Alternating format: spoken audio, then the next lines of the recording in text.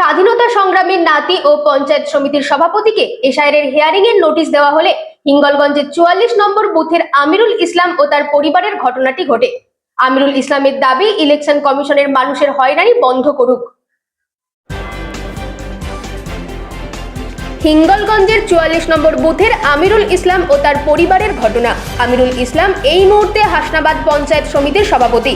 2008 সাল থেকে তিনি জনপ্রতিনিধি। তার দাদু বাদল গাজী একজন স্বাধীনতা সংগ্রামী ছিলেন বলে তার দাবি, কিন্তু তারপরেও তিনি এবং তার দুই সন্তান হিয়ারিং এর নোটিশ পেলেন।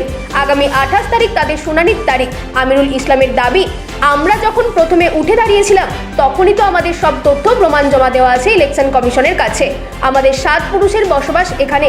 দাদু স্বাধীনতা সংগ্রামী ছিলেন, তারপরেও আমাকেও আমার 2 ছেলেকে এ নিয়ে নোটিশ দেওয়া হলো। আমাদের যদি এই অবস্থা হয় তাহলে সাধারণ মানুষকে ইলেকশন কমিশন কিভাবে হয়রানি করছে তা বুঝতে হবে। ইলেকশন কমিশন যখন আমাকে নোটিশ দিয়েছে তখন আমি সমস্ত কাগজপত্র নিয়ে যাব ঠিকই, কিন্তু ইলেকশন কমিশন এই মানুষের হয়রানি বন্ধ করুক। Bureau report, রাতদিন news network. আপনার নামেও নোটিশ এসেছে, কি বললো কি এগুলো?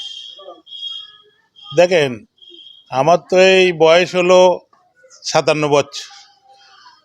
আমার বড় ভাই এই এলাকায় একজন বিশিষ্ট রাজনীতিবিদ ছিলেন, মানে ইন্দিরা গান্ধীর আমলে কাজী আব্দুল গফফার সাহেবের সাথে রাজনীতিরা করতেন। আমার বাবা দাদুরা স্বাধীনতা আন্দোলনের সৈনিক ছিলেন। আমি 2008 সাল থেকে জনপ্রতিনিধি, বর্তমান হাসনাবাদ পঞ্চায়েত সমিতির সভাপতি।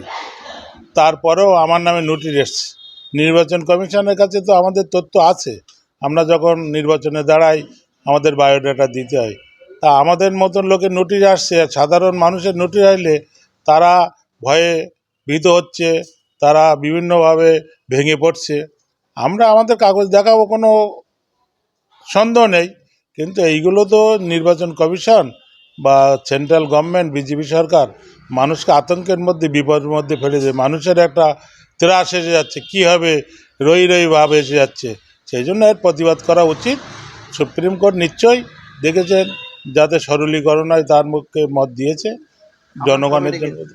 আমার ডাক আছে 28 জানুয়ারি 2024। যাবেন? অবশ্যই যেতে হবে, সংবিধানের নিয়ম মেনে। নোটিশ পেয়েছি যখন, সেখানে কাগজপত্র সাবমিট করব। আগামী দিনে কি বলবেন এই যে নোটিশ আপনাকে করা? নোটিশটা দেওয়া তো উচিত হয়নি। এখন ভারতবর্ষের গণতন্ত্রের পক্ষে আমাদের মেনে নিতে হবে, জবাব দিয়ে যারা এগুলো করছে মানুষকে বিভ্রান্ত, তাদের মুখে ঝামা ঘষে দিতে হবে। আপনার নাম? আমিরুল ইসলাম, পঞ্চায়েত সমিতির সভাপতি। সভাপতি, বর্তমান হাসনাবাদ পঞ্চায়েত সমিতি।